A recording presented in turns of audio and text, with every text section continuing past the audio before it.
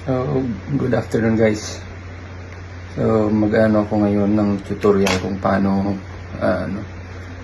mag-program ng Alienware na addressable na smoke detector tsaka heat detector. So, meron tayo ditong programmer. Yan, programmer. Yung base ng smoke detector or heat detector. Yan, record na kasama ito. So, ito naman is yung heat detector. So, ito yung pagkakaiba ng heat detector at smoke detector. So, yung smoke detector is parang may screen siya dito. Unlike dun sa heat detector, makita niyo parang may probe lang siya sa gitna. So, yan yung difference ng dalawa. So, unang step na gagawin mo dito is connect mo yung cord ng base dito sa programmer.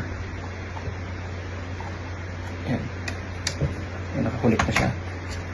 Connect na siya. So, buksan natin. Yan, nag-una. Pag tumunog yun, una. And after that, nalagay na natin tong smoke detector sa base.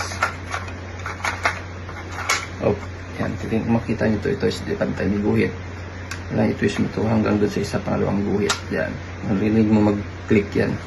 O, nakakunik na yan siya. And then after that, press normal. Yan, normal. And then, nakita mo yan yung saan magta-type ka ng address. So, for example, bagong kabit, nalagay mo is kung anong nakaprogram doon sa diagram, ano nakalagay dun sa area na yun. So, kumari 158 din nalagay mo.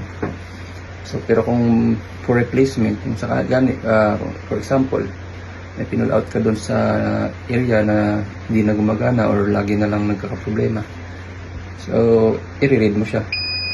Yan, read. Yan, pag nag-read mo, saka ka mag-type ng ng number kung ano yung nag-appear doon na nakaprogram na address. So, lalagay mo rin yun. And then, i-press mo yung right. Yan, yung right button. So, after nyan, yun na yun. Pag makita mo is, i-read mo ulit. So, mag-appear yung number na in-input mo. Yan, nakaprogram na siya. So, titestingin mo na yun doon sa area kung saan mo tinanggal or kung saan mo ikakabit yung device. Ganon din, same as heat detector. Ang address number lang lalagay mo. Yes.